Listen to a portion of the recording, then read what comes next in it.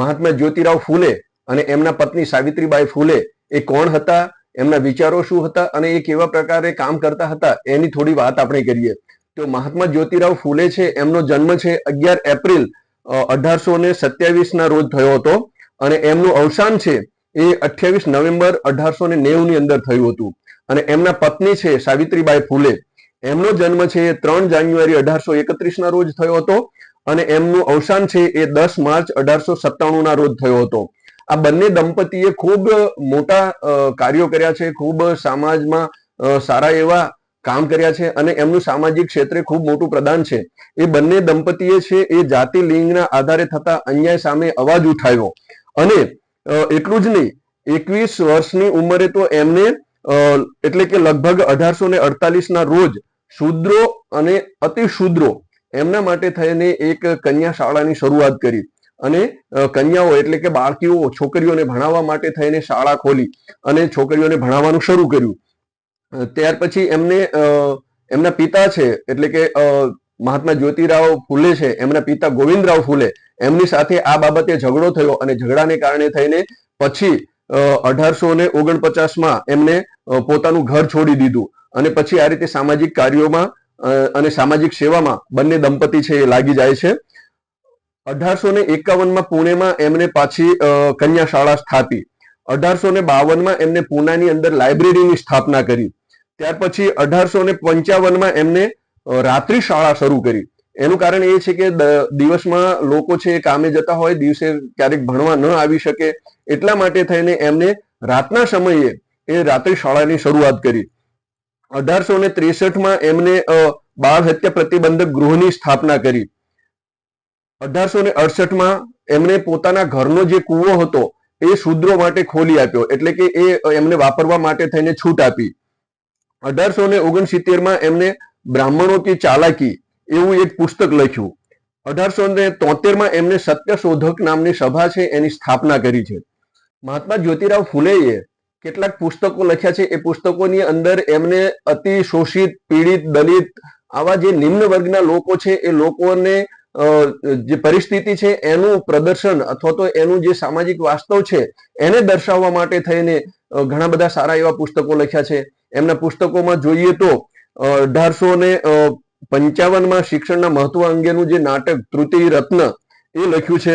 ત્યાર પછી એમને 1869 શિવાજી મહારાજના પવાડા અને સૂર્યગીતની રચના કરી હતી. 1869 એમને બ્રાહ્મણો કા કસબ એટલે કે બ્રાહ્મણો કી ચાલાકી નામનું પુસ્તક લખ્યું છે. 1873 એમને ગુલામગીરી નામનું એક બહુ ખૂબ મહત્વનું એવું પુસ્તક લખ્યું છે. આ પુસ્તક ખૂબ વાંચવા જેવું છે, કારણ કે એની અંદર જે નિમ્ન અતિ પછાત લોકો છે, દલિતો છે, પીડિતો છે, શોષિતો છે, એની જે પરિસ્થિતિ હતી એનું આલેખન કર્યું છે. એ સમયે એ પ્રકારની કઈ પ્રકારની પરિસ્થિતિ હતી અને એ લોકો એ પરિસ્થિતિમાં કઈ રીતે પોતાનો સંઘર્ષ છે એને રજૂ કરે છે, તો એ આ પુસ્તકની અંદર જણાવ્યું છે. આ પછી એમને 1883 ખેડૂતોની હાલત અંગેના જે વિચારો છે એ રજૂ કરતું પુસ્તક છે કિસાનો કા કોડા, એ લખ્યું છે. ત્યાર પછી 1885 એમને સત્સાર 1 અને સત્સાર 2 તેમજ ઈશારા નામના પુસ્તકો લખ્યા છે. તેમના આ બધા પુસ્તકોની અંદર જે તે સમયના સમાજની પરિસ્થિતિ છે એનું આલેખન થયું છે.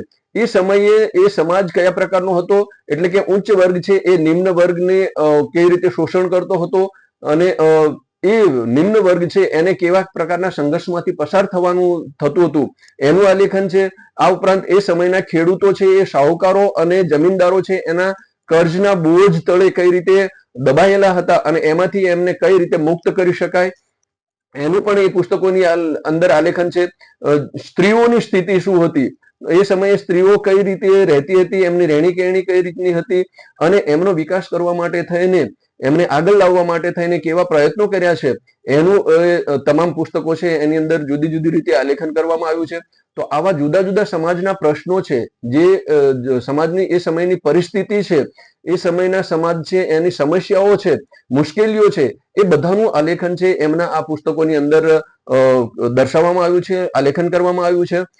મહાત્મા જ્યોતિરાવ ફૂલેએ અનેક પ્રકારના કામો કર્યા છે, જેમાં સમાજમાં સત્ય, ન્યાય, સમાનતા, સ્વતંત્રતા અને માણસાઈ અને ભાવચારો જળવાઈ રહે એ માટે થઈને અનેક ક્રાંતિકારી પગલાઓ એમને ભર્યા છે. એટલું જ નહીં, રૂઢિવાદી સમાજનો તિરસ્કાર પણ એમને સહન કર્યો છે. ઘણું બધું એમને સહન કર્યું છે. એમના ઉપર હુમલાઓ થયા છે, તેમ છતાં તેઓ ચૂક્યા નથી.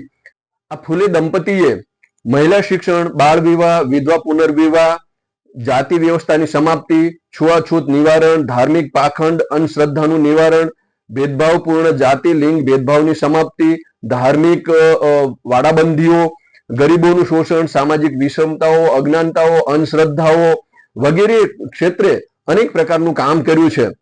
તેમને લખેલા પુસ્તકો ગુલામગીરી, કિસાનો કા કોડા, તૃતીય રત્ન, ઈશારા વગેરે પુસ્તકો વિશે આપણે પછીથી વાત કરીશું. પછીથી આ દરેક પુસ્તક છે, એક એક પુસ્તક લઈને એમાં શું આલેખન થયું છે, કઈ રીતનું નિરૂપણ થયું છે, એમાં શું દર્શાવવામાં આવ્યું છે, એની વાત વિગતે ફરીથી કરીશું.